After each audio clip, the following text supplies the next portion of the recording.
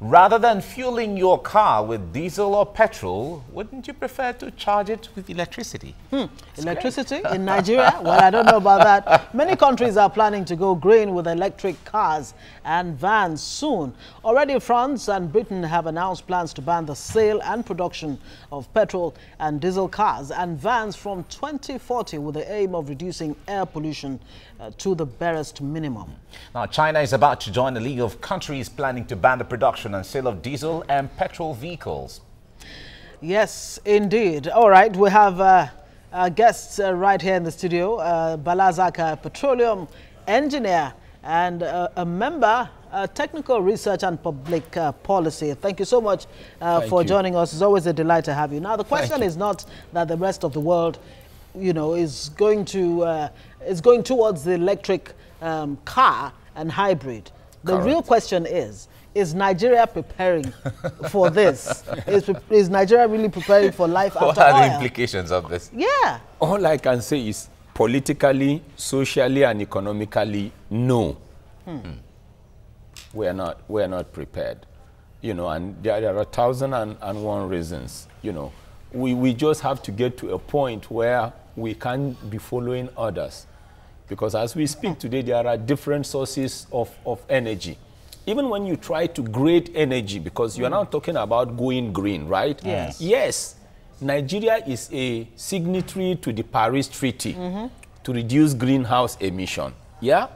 Nigeria is also a signatory to the United Nations Sustainable Development Goals, you know, that is geared, or some of the goals are geared towards making sure we reduce pollution by 2030. Yes. But as far as being prepared, whether you talk about it economically, politically, and socially, no. And the reasons are 1,001. As we speak today, if you want to drive any car using electricity, or you want to charge your batteries, all you're saying is you want to do away with internal combustion cars that use fossil fuel. So you're indirectly saying you want to do away with fossil fuel. Politically, I can tell you, no, it's not going to work. Everybody talks about pollution. But when you also grade sources of energy in terms of toxicity, right, or in terms of how carcinogenic they can be, you know, you start with coal. Coal is more toxic compared to crude oil, or the emissions you will get from crude oil. Then you come to the next one, which is natural gas. Natural gas and crude oil, or petrol, you know, which is a distillate from crude oil, are all fossil fuel, before talking about the renewables. Coal is more toxic and environmentally deadly as a pollutant compared to crude oil. Then, of course, a lighter and a cleaner fossil fuel like natural gas. Most of the industrialized nations, as we speak today, the biggest, probably the first 5 industrialized nations today, generate electricity from what? From coal. So when you look at it from that point, as we're talking about now, you know, they generate their electricity from what? From coal. So what does that mean, really? What that simply means is this. When you talk about cars, you understand, if you're trying to talk about development and dynamism in technology, that will be accepted.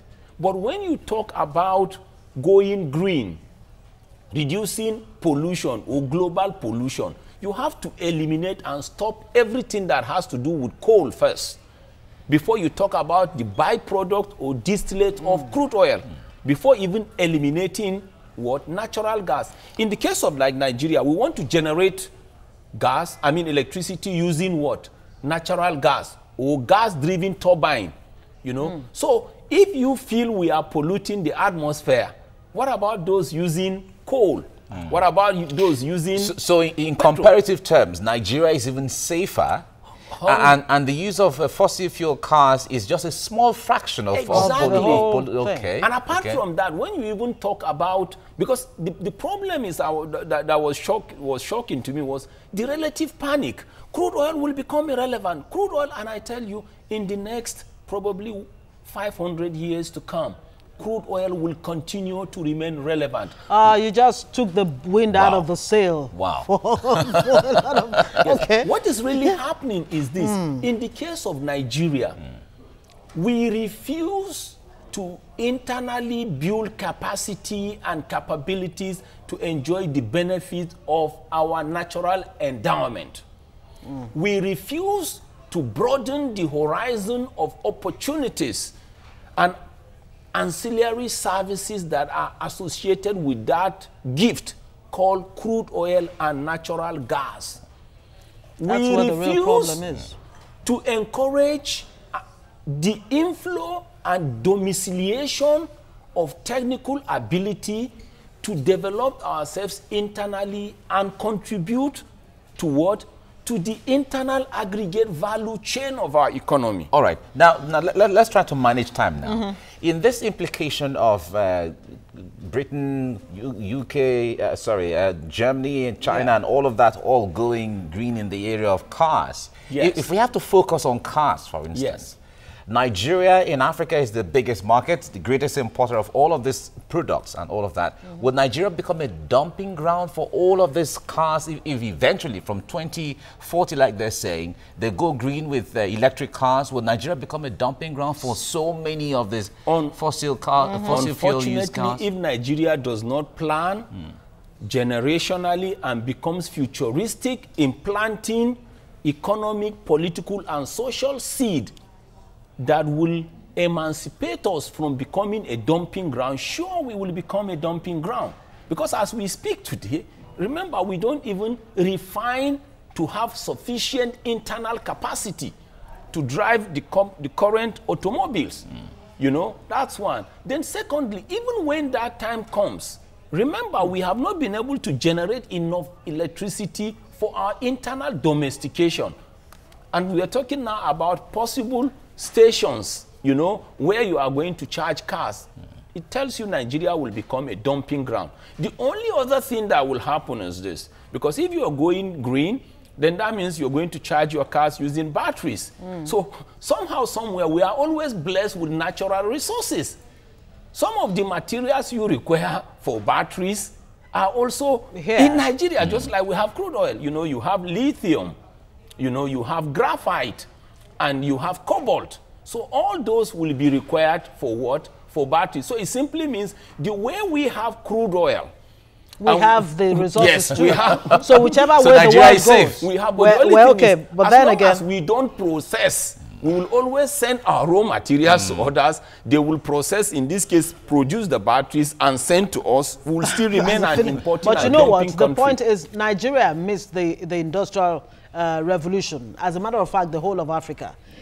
If the world really does go eventually the way of electric cars and every other thing that comes from electricity, is Nigeria about to miss that too? And I wonder what the implications would be. I recall last year on TVC Breakfast, we actually featured some University of Lagos students who have built a car, and they're saying very soon they can actually build electric cars. And we've not heard anybody say, pay attention to them. But unfortunately, there's no time. We don't have time anymore.